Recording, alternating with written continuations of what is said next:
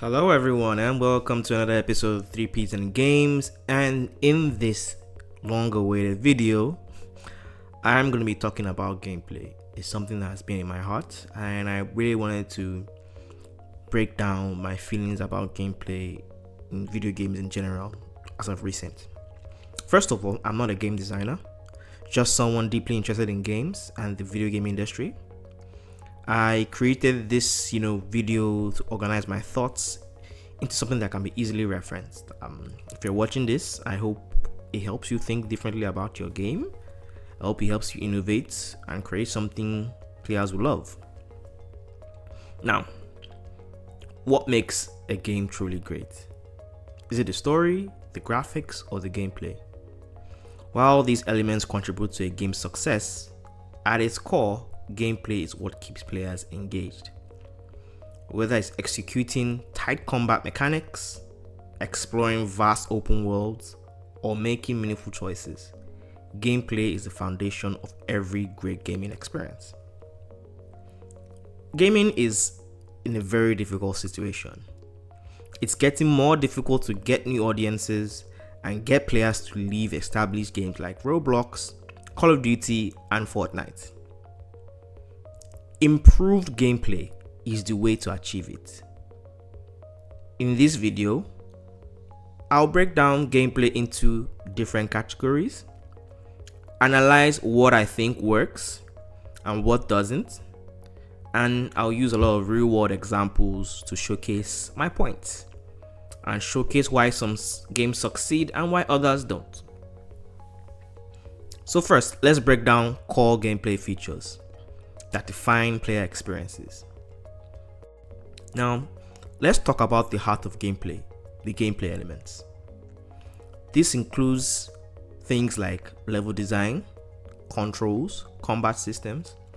For instance, in a first-person shooter, how does the shooting feel? How does the gunplay feel? In a third-person action game, does swinging the sword or melee combat feel satisfying? These small details matter. A game can have an amazing story, beautiful visuals, an intriguing world, but if the core gameplay mechanic doesn't feel good, the experience will suffer. It's all about ensuring the core gameplay elements are at least competent, even if they are not cutting edge. From other things like screen shakes, vibration, everything to make the gameplay feel unique and cool. That's everything that revolves in gameplay elements. Now we have the gameplay loop.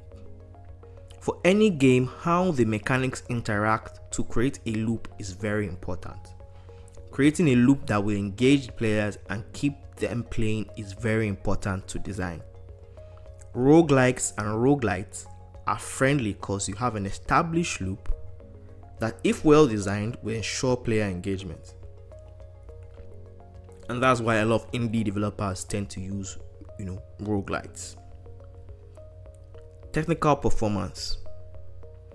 The bare minimum. Now, for technical performance, for an indie game, achieving the bare minimum of technical performance is crucial. While it doesn't have to be perfect, the game must run smoothly with minimal crashes or bugs. Small devs need to ensure that graphical issues or performance hiccups don't spoil the experiences. Generally, poor technical performance is not accepted in this day and age. It is usually frowned upon now, and it's something that you should try and avoid as much as possible in your games. Gameplay is more than just pressing buttons. It's how a game feels, how you interact with its world, and how the mechanics keep you engaged. A good game needs strong gameplay elements, whether it's tight movement, balanced combat, or well-designed levels.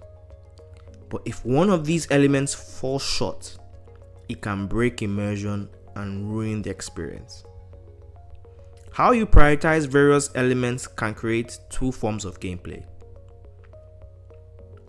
Traditional gameplay and immersive gameplay. Now, for traditional gameplay, this is where familiarity works. An immersive gameplay, this is where you give the player more of an illusion of more freedom or control than they actually have. Or you give them freedom and control that they may have, but to a limited degree.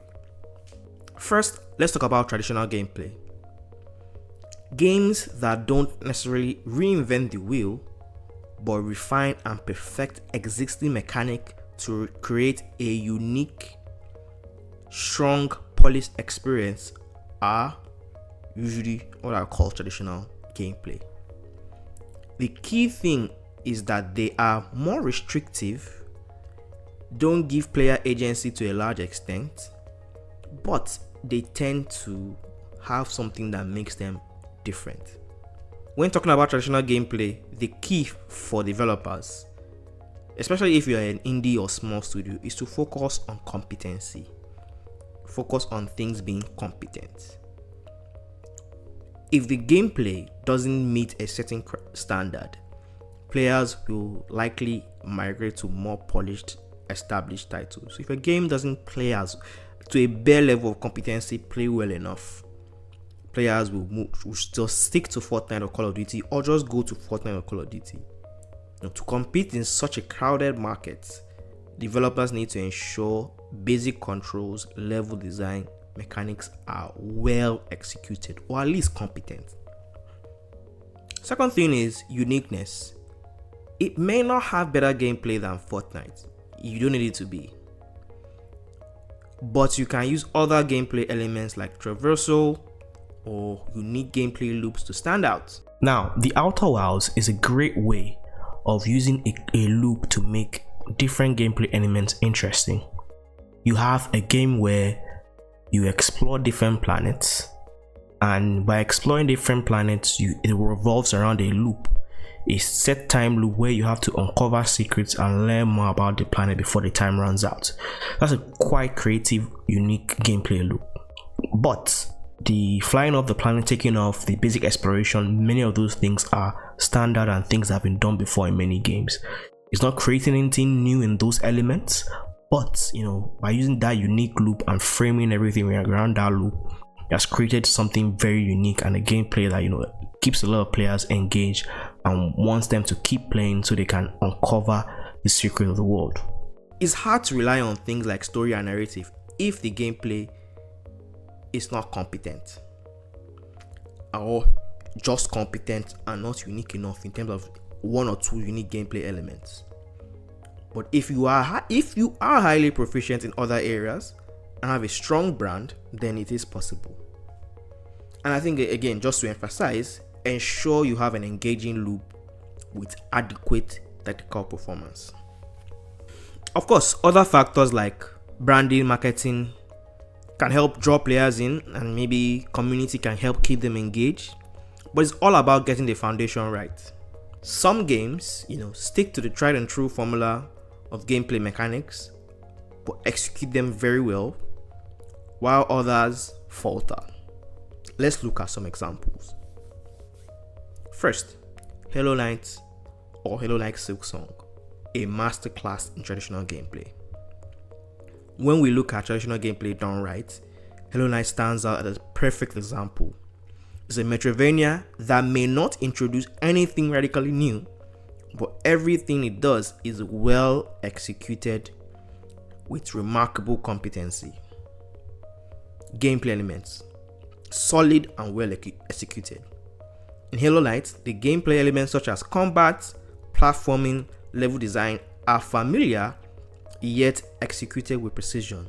They are highly competent, well-designed combat movements, well-designed, combat styles, well-designed levels. The platforming is smooth, intuitive, with the tight controls that make navigating the world fluid. The combat is straightforward, using sword slashes and special abilities, but the balance of challenge and reward makes it very satisfying. Level design is well crafted, encouraging exploration with a large interconnected world filled with hidden areas and secrets. While nothing about these elements is groundbreaking, they are done with a high degree of competency. Now, the gameplay loop simple yet engaging. The core gameplay loop revolves around exploration and progression. You uncover new areas, fight enemies, collect upgrades, and take on challenging bosses. It's a simple loop, but it keeps players engaged. The game offers plenty of agency. You can choose to explore side areas, defeat optional bosses, or focus on the main quest. The freedom in how you approach the game makes it both accessible and rewarding, whether you are following the main storyline or getting lost in the world. The loop is not overly complex, but its simplicity doesn't diminish its appeal. Now, a unique loop in Halo Knights is the fact that upon the player character's death, you can use the player character to go and collect some of the lost items on death. So for example, in the first game, there is a shade where the knight has to kill to get some of the items back. If the character dies again before recovering or defeating the shade, the player loses items permanently or currencies permanently. And same thing in Halo Knight Silk Song, but this time there is no shade to kill. You just have to hit your silk and you get your items back and some extra silk to help you in battle. So those are unique elements that are added to Halo Knight to make it, fun and creative, as well as also, the incredible, world design, huge and, expansive level that are also well designed as well. Great music. Everything coalesces to create a game that is fun to play and very engaging. Nothing there is quite unique in terms of the elements. They are very standard and can be found in many other some comparable quality to many other Metroidvania games. Taking inspiration from Dark Souls and other games, you get a very interesting game that I think deserves all the accolades and awards. So now I'm going to be looking at two games, Final Fantasy VII Rebirth and Metaphor ReFantazio. Final Fantasy VII Rebirth and Metaphor ReFantazio both build upon their predecessors rather than introducing groundbreaking mechanics. However, they expand on existing combat system and introduce elements that enhance the overall experience. For instance, Final Fantasy VII Rebirth features a larger world, additional characters, more gameplay mechanics, and plenty of mini-games. Lots of mini-games, including Queen's Blood, which adds an extra layer of engagement. The game follows a familiar loop of exploring new towns, meeting NPCs, completing side quests, and progressing through the story. While some may find the overarching narrative underwhelming, the shared depth of exploration and player interaction contributes significantly to its appeal. Similarly, Metaphor ReFantazio follow this approach by taking traditional turn-based combat and involving it with new mechanics that enhance its strategic depth and player choice. While its system is deeply rooted in classic JRPG traditions, especially drawing from Persona, the refinements and innovation like positioning make the battles feel fresh and engaging. Both games demonstrate that innovation doesn't mean reinventing the wheel. Instead, they refine and expand upon established foundations, delivering an experience that feels both familiar and exciting for modern players. This balance between tradition and evolution includes, the engaging art style, graphical styles, and every other thing that makes them stand out like brand and developer goodwill. On the other hand, for example, we have a game like Star Wars Outlaws. Star Wars Outlaws struggled due to core gameplay issues. At launch, the stealth mechanics felt underwhelming, and traversal was criticized for being too limited, with many players wishing they could use more vehicles beyond the default one. While the gameplay loop of exploring planets, forging connection with gangs, and growing the protagonist's reputation was intriguing, technical issues at launch as well, such as graphical glitches, bugs, and crashes hurt the game's reception at launch.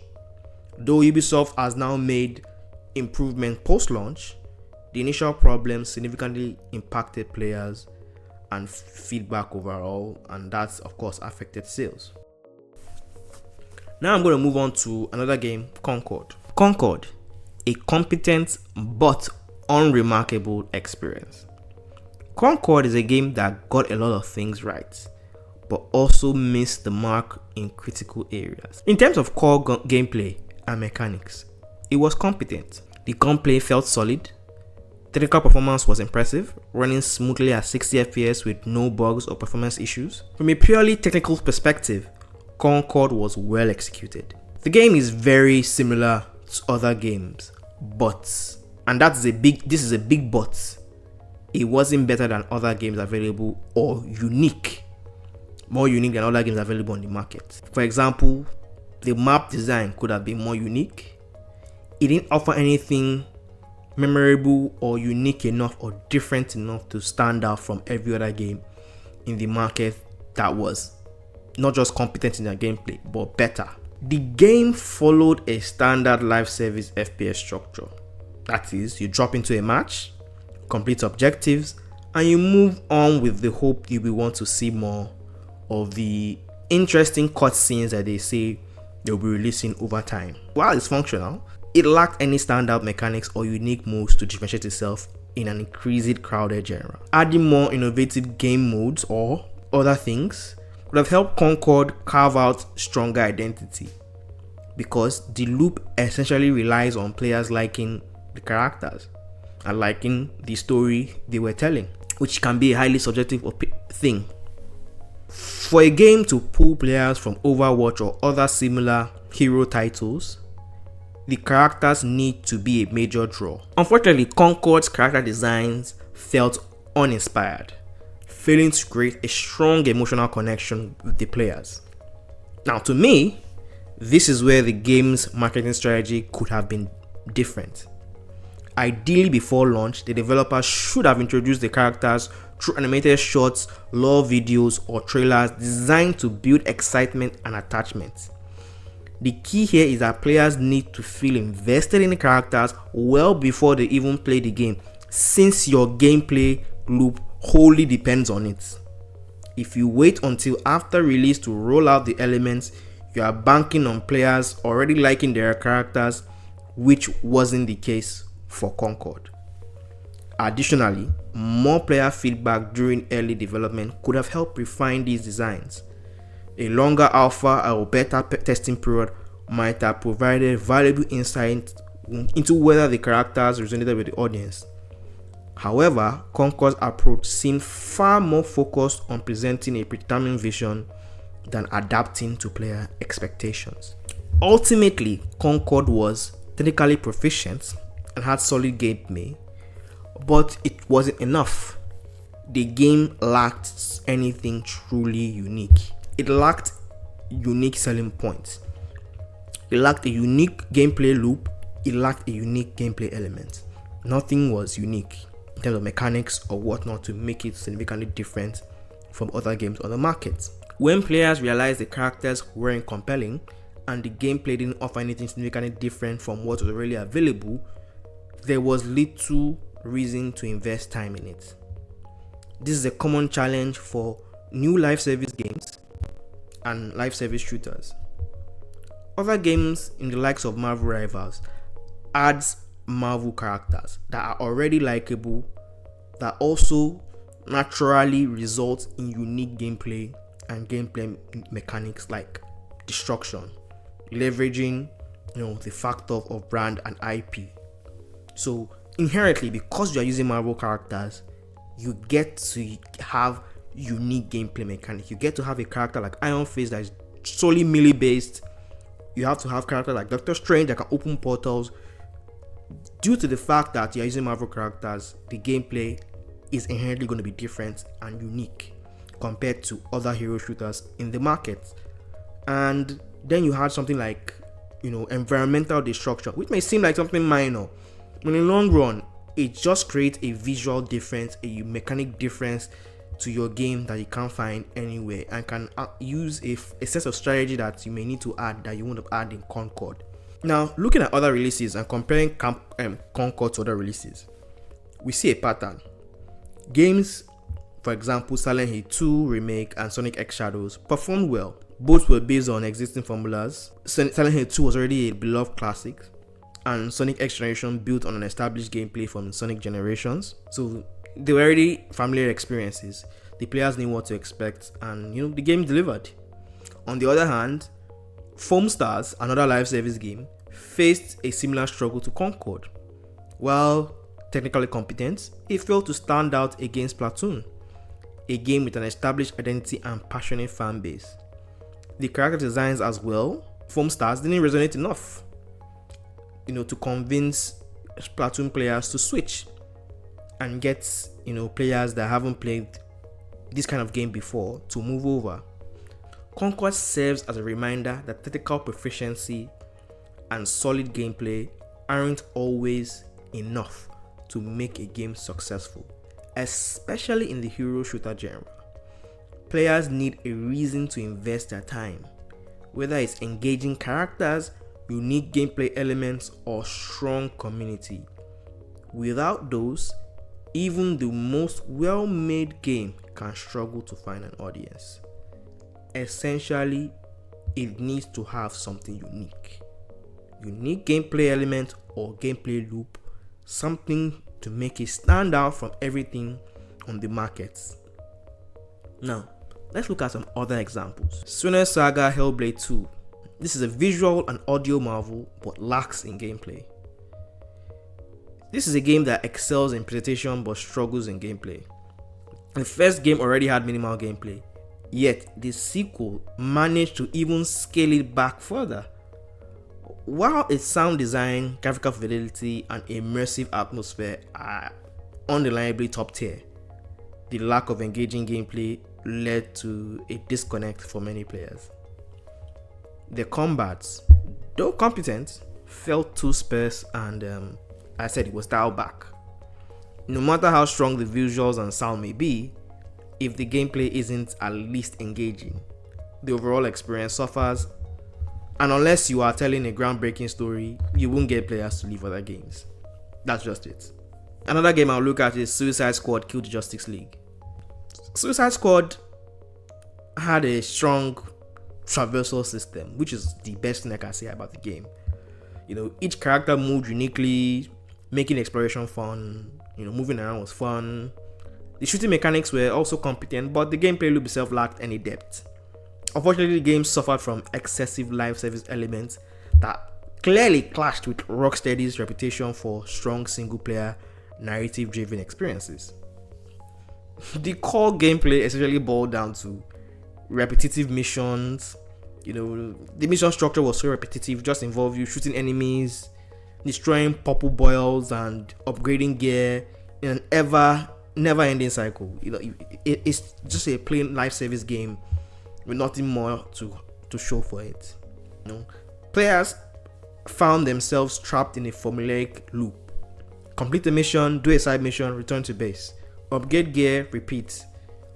The lack of engaging mission variety wasn't even able to be, elevated by its graphics or story, because the story was unremarkable.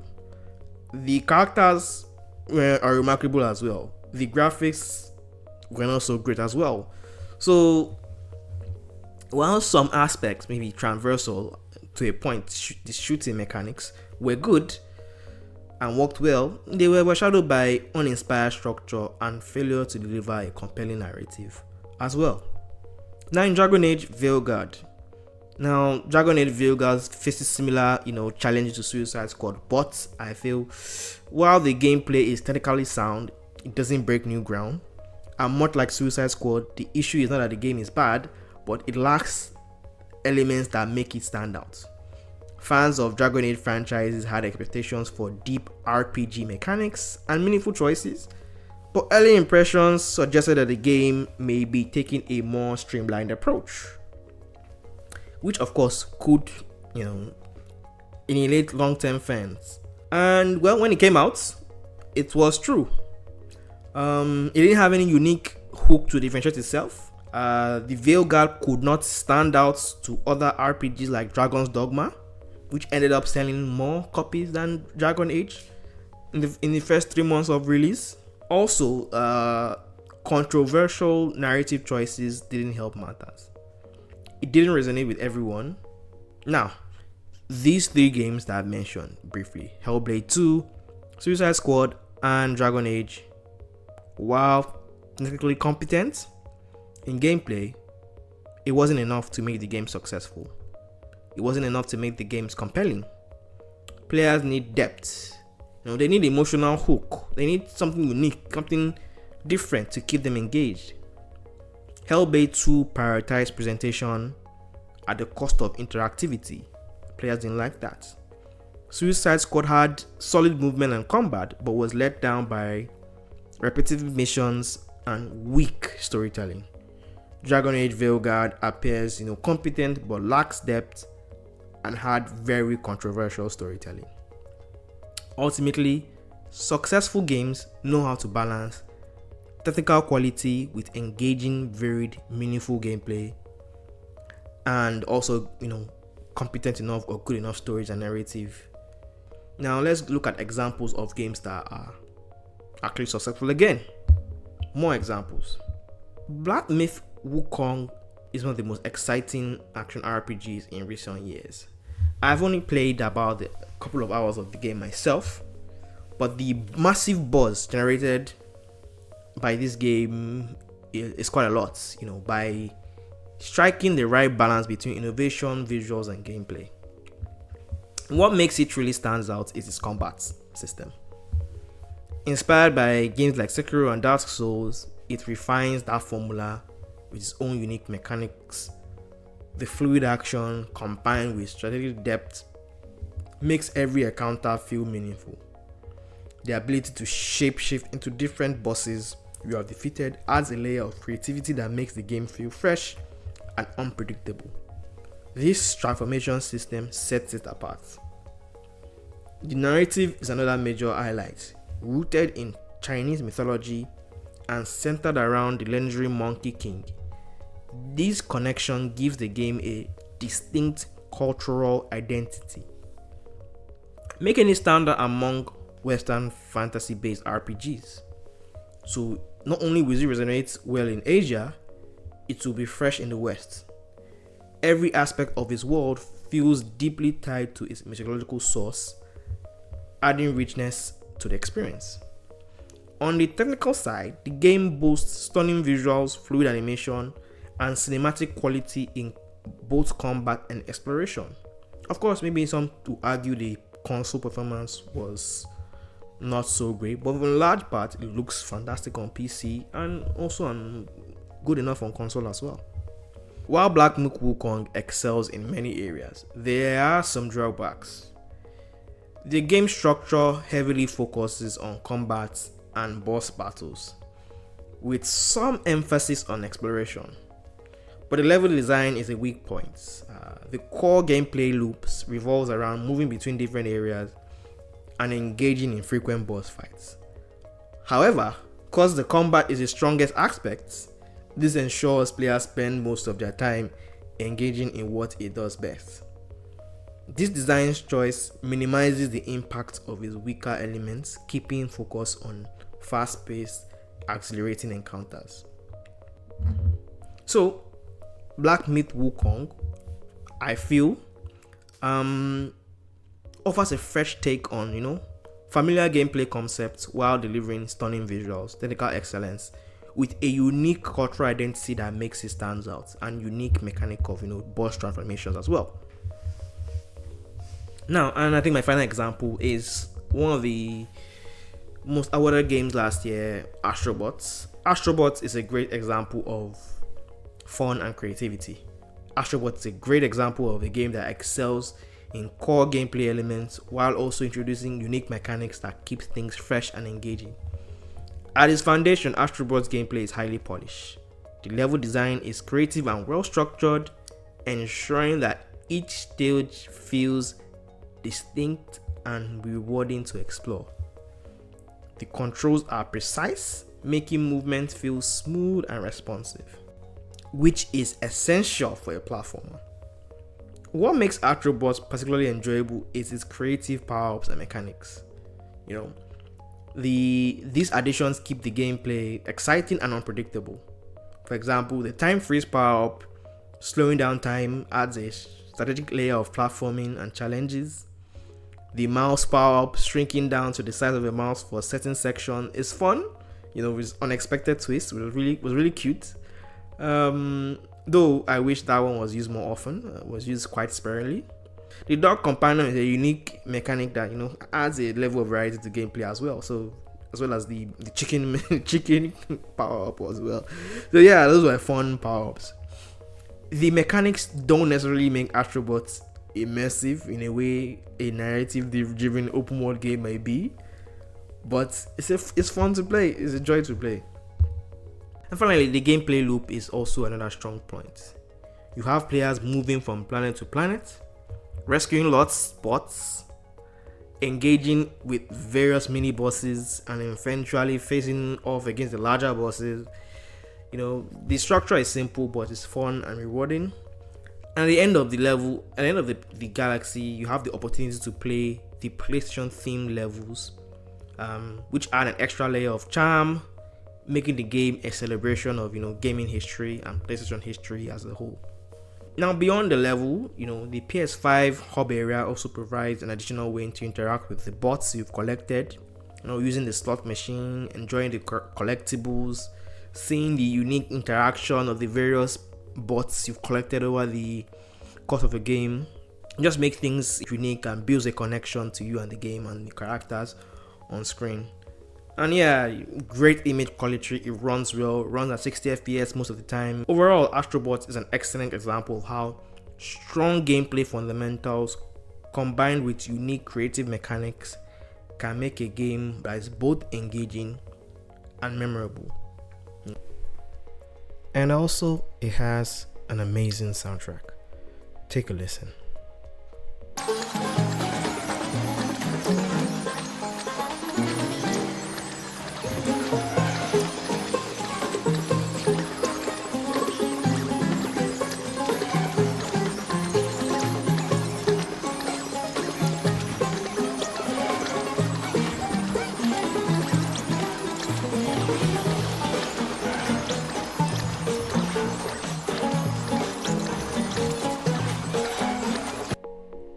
Now, just to wrap up and talk about everything, once again, this video I broke down gameplay into 3 parts. Gameplay elements or mechanics, which is essentially what the player does and how the player does it. I broke down the gameplay loop. I talked about how the gameplay loop needs to be unique as well, and also mentioned about technical performance. The core thing or core takeaway here is you have to have one unique element, or either you have to have a unique element or unique gameplay loop when you're working on games that are traditional gameplay. Traditional gameplay are games that the gameplay is largely established. You're not doing anything too unique or too innovative that hasn't been done before. Many of the elements are things that are available in many games on the market, so you have to differentiate yourself by adding 1 or 2 unique elements that are not usually present in other games on the market. Finding something to differentiate yourself. The ideas itself may not be new. A game like Clear Obscure, for instance, adds a counter to a turn-based JRPG. Counters are not new in video games, but adding that to a JRPG is quite unique. A turn-based JRPG is a brilliant idea that makes the game stand out from many things on the market. Examples of things like that is what I'm talking about. Next video we'll talk about immersive and emergent gameplay. We'll go into what that really entails and give appropriate examples as well. Stay tuned, and thank you for watching the 3Ps and Games.